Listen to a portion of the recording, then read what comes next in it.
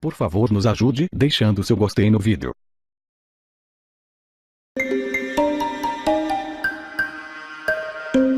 Estou aqui com o Valdo Marques, o prazer receber o senhor. Prazer, todo meu. Meteorologista, professor da Universidade Estadual do Norte Fluminense.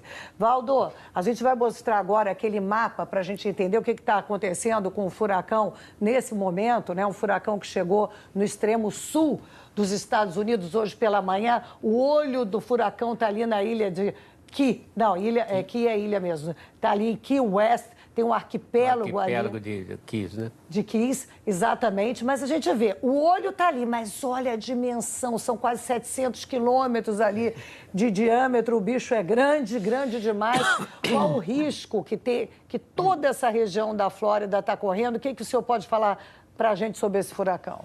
Pois é, na atualidade, quer dizer, como que ele está atingindo a Flórida é muito interessante, porque esperava-se que ele viesse pela costa leste. Exato. Entretanto, quando ele passou por Cuba, ele sofreu uma alteração, quer dizer, ao tocar o continente ali de Cuba, que é uma ilha muito grande, né?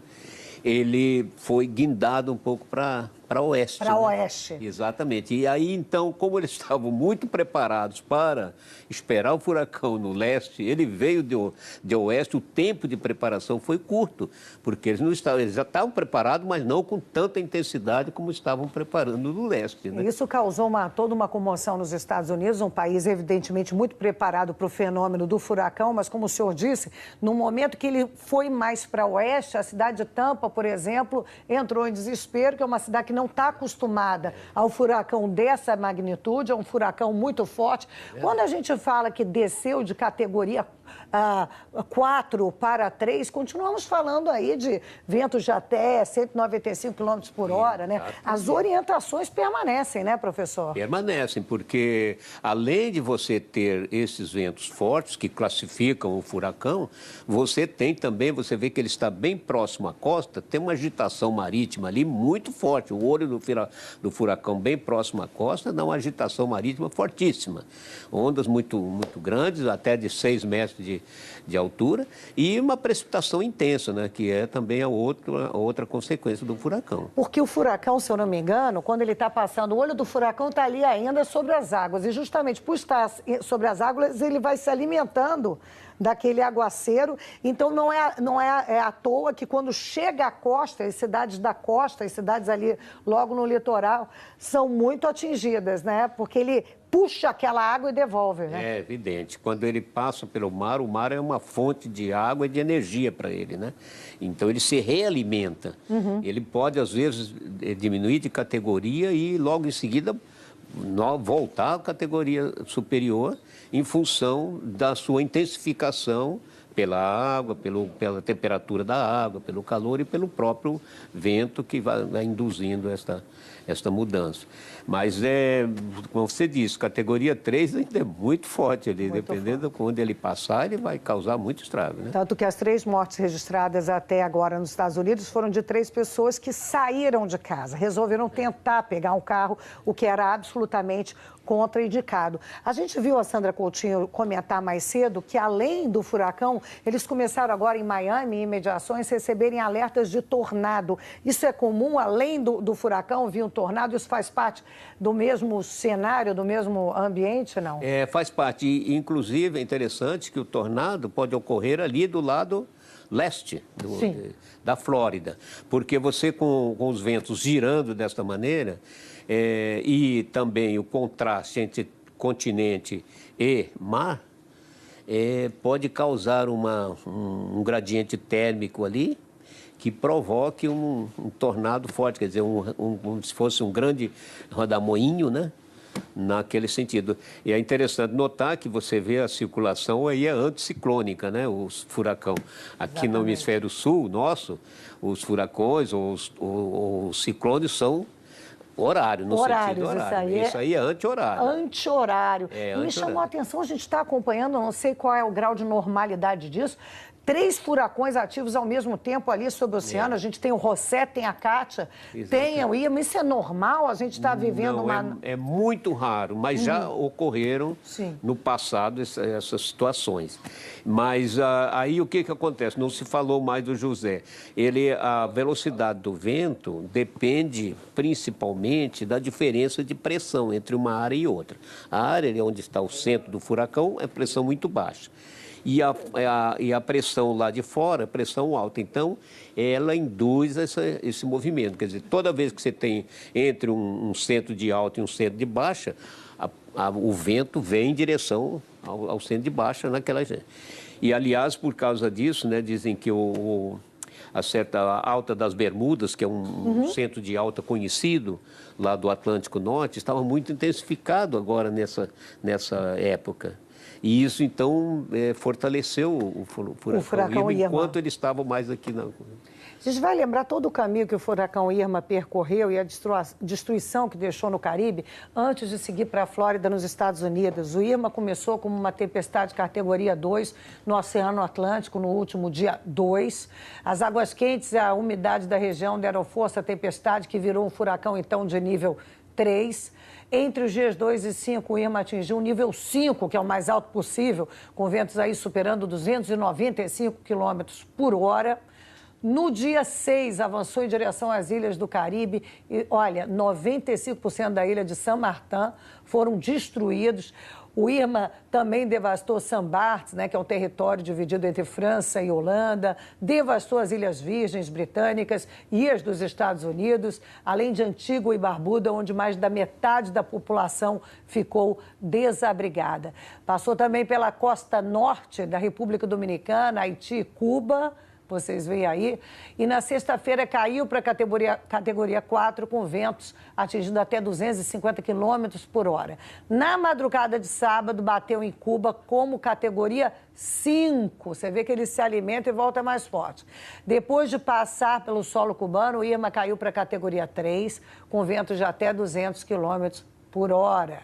O furacão deixou a ilha no início da noite, seguiu em direção aos Estados Unidos, ganhou força, passou da categoria 3 para 4 e agora há pouco voltou para 3. Já estamos com a queridíssima Carol Cimente, ela está com a gente desde manhã, acompanhei a Carol junto com a Sandra Coutinho de manhã, falando ainda da rua ali da entrada de uma garagem, mas agora não tem jeito, está fortíssimo aí, a gente pode ver a força dos ventos. Carol, o que você conta da situação, aonde você está, aí em Miami e no restante da Flórida? Boa tarde. Boa tarde, Maria. Boa tarde a todos. Olha, vou ser bem sincera com vocês, ainda estou com a respiração ofegante, porque vou resumir a situação da nossa equipe, de como a gente está conseguindo trabalhar nesse momento, já que a gente está num hotel que claramente está sem energia elétrica, assim como outras, se não me engano, 2 milhões e 300 mil pessoas atualmente no estado da Flórida. A previsão era que 3 milhões, 4 milhões de residências ficassem sem energia elétrica durante a passagem do furacão Irma pela Flórida. Então, tá dentro do previsto, né? Mas é complicado para quem trabalha com televisão trabalhar sem energia elétrica. Então, a gente corre para onde está o nosso carro, para tentar carregar os nossos equipamentos, telefone, para poder ter comunicação com vocês. E depois tem que subir os andares a pé, né? Porque não tem elevador funcionando sem energia elétrica.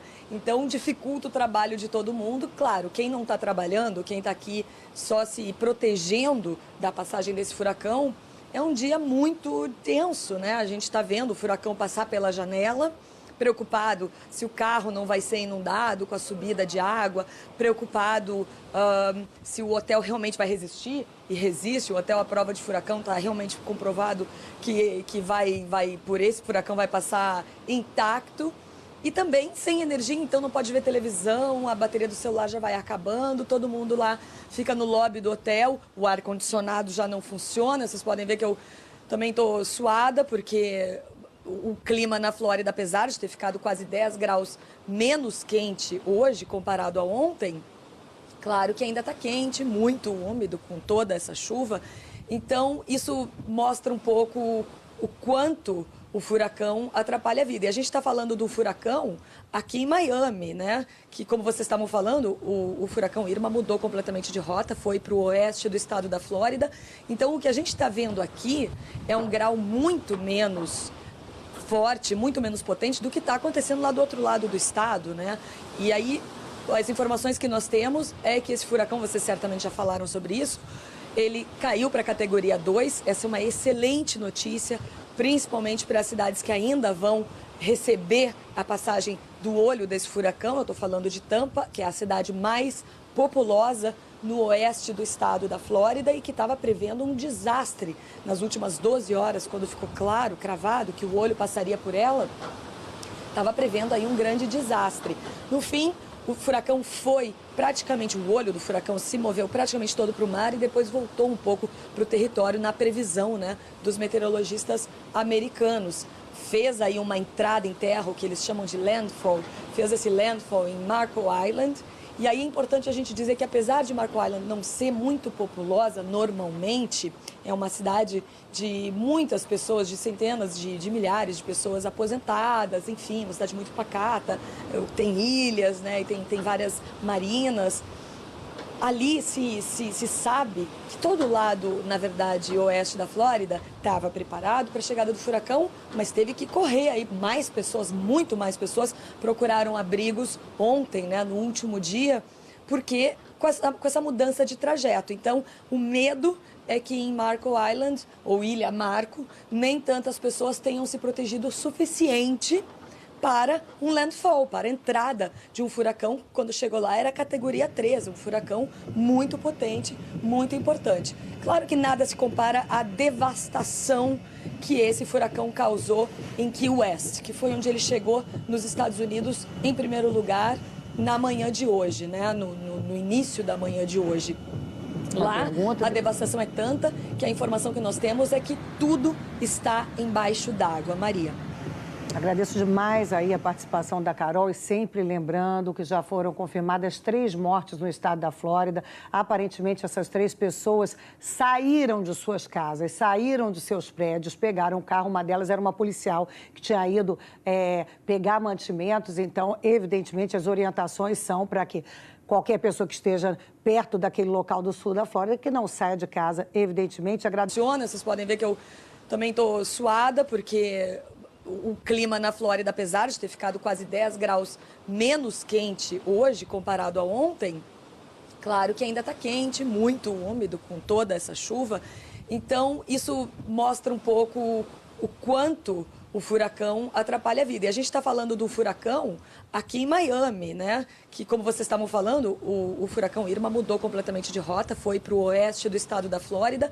Então, o que a gente está vendo aqui é um grau muito menos forte, muito menos potente do que está acontecendo lá do outro lado do estado, né? E aí, as informações que nós temos é que esse furacão, vocês certamente já falaram sobre isso, ele caiu para a categoria 2, essa é uma excelente notícia, principalmente para as cidades que ainda vão receber a passagem do olho desse furacão. Eu estou falando de Tampa, que é a cidade mais populosa no oeste do estado da Flórida e que estava prevendo um desastre nas últimas 12 horas, quando ficou claro, cravado, que o olho passaria por ela, estava prevendo aí um grande desastre. No fim, o furacão foi praticamente, o olho do furacão se moveu praticamente todo para o mar e depois voltou um pouco para o território na previsão, né, dos meteorologistas americanos. Fez aí uma entrada em terra, o que eles chamam de landfall, fez esse landfall em Marco Island. E aí é importante a gente dizer que, apesar de Marco Island não ser muito populosa normalmente, é uma cidade de muitas pessoas, de centenas de milhares de pessoas aposentadas, enfim, uma cidade muito pacata, tem ilhas, né, e tem várias marinas. Ali se sabe que todo lado, na verdade, oeste da Flórida estava preparado para a chegada do furacão, mas teve que correr aí. Mais pessoas, muito mais pessoas, procuraram abrigos ontem, né, no último dia, porque com essa mudança de trajeto. Então, o medo é que em Marco Island, ou Ilha Marco, nem tantas pessoas tenham se protegido o suficiente para um landfall, para a entrada de um furacão. Quando chegou lá era categoria 3, um furacão muito potente, muito importante. Claro que nada se compara à devastação que esse furacão causou em Key West, que foi onde ele chegou nos Estados Unidos em primeiro lugar na manhã de hoje, né? no início da manhã de hoje. Lá, a devastação é tanta que a informação que nós temos é que tudo está embaixo d'água. Maria. Agradeço demais aí a participação da Carol e sempre lembrando que já foram confirmadas 3 mortes no estado da Flórida. Aparentemente, essas 3 pessoas saíram de suas casas, saíram de seus prédios, pegaram um carro. Uma delas era uma policial que tinha ido pegar mantimentos. Então, evidentemente, as orientações são para que qualquer pessoa que esteja perto daquele local do sul da Flórida que não saia de casa, evidentemente. O centro do furacão é pressão muito baixa. E a pressão lá de fora, pressão alta. Então, ela induz esse movimento. Quer dizer, toda vez que você tem entre um centro de alta e um centro de baixa, o vento vem em direção ao centro de baixa naquela... E, aliás, por causa disso, né, dizem que a certa Alta das Bermudas, que é um centro de alta conhecido lá do Atlântico Norte, estava muito intensificado agora nessa época. E isso, então, fortaleceu o furacão Irma enquanto ele estava mais aqui na... A gente vai lembrar todo o caminho que o furacão Irma percorreu e a destruição que deixou no Caribe antes de seguir para a Flórida, nos Estados Unidos. O Irma começou como uma tempestade categoria 2 no Oceano Atlântico no último dia 2. As águas quentes e a umidade da região deram força à tempestade, que virou um furacão, então, de nível 3. Entre os dias 2 e 5, o Irma atingiu o nível 5, que é o mais alto possível, com ventos aí superando 295 quilômetros por hora. No dia 6, avançou em direção às ilhas do Caribe e, olha, 95% da ilha de Saint Martin foram destruídos. O Irma também devastou Saint Barts, né, que é um território dividido entre França e Holanda, devastou as Ilhas Virgens Britânicas e as dos Estados Unidos, além de Antigua e Barbuda, onde mais da metade da população ficou desabrigada. Passou também pela costa norte da República Dominicana, Haiti e Cuba. Vocês veem aí. E na sexta-feira caiu para a categoria 4, com ventos atingindo até 250 quilômetros por hora. Na madrugada de sábado, bateu em Cuba como categoria 5. Você vê que ele se alimenta e volta mais forte. Depois de passar pelo solo cubano, o Irma caiu para a categoria 3, com ventos de até 200 quilômetros por hora. O furacão deixou a ilha no início da noite, seguiu em direção aos Estados Unidos, ganhou força, passou da categoria 3 para 4 e agora há pouco voltou para 3. Já estamos com a queridíssima Carol Cimenti, ela está com a gente desde manhã, acompanhei a Carol junto com a Sandra Coutinho de manhã, falando ainda da rua ali da entrada de uma garagem, mas agora não tem jeito, está fortíssimo aí, a gente pode ver a força dos ventos. Carol, o que você conta da situação, aonde você está, aí em Miami e no restante da Flórida? Boa tarde. Boa tarde, Maria. Boa tarde a todos. Olha, vou ser bem sincera com vocês, ainda estou com a respiração ofegante, porque vou resumir a situação da nossa equipe, de como a gente está conseguindo trabalhar nesse momento, já que a gente está num hotel que claramente está sem energia elétrica, assim como outras, se não me engano, 2 milhões e 300 mil pessoas atualmente no estado da Flórida. A previsão era que 3 milhões, 4 milhões de residências ficassem sem energia elétrica durante a passagem. Puxa aquela água e devolve, né? É evidente. Quando ele passa pelo mar, o mar é uma fonte de água e de energia para ele, né? Então, ele se realimenta. Ele pode, às vezes, diminuir de categoria e, logo em seguida, voltar à categoria superior em função da sua intensificação pela água, pela temperatura da água, pelo calor e pelo próprio vento que vai induzindo esta mudança.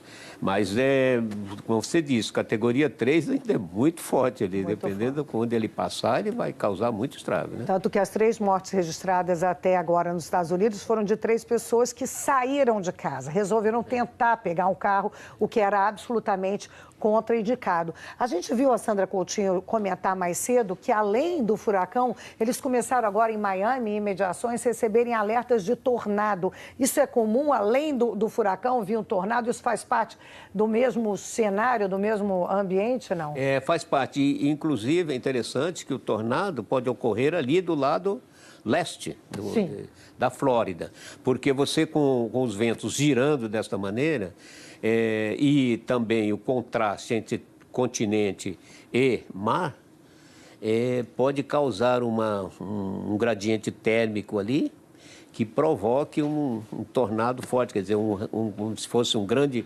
rodamoinho, né? Naquele sentido. E é interessante notar que você vê a circulação aí é anticiclônica, né? Os furacão.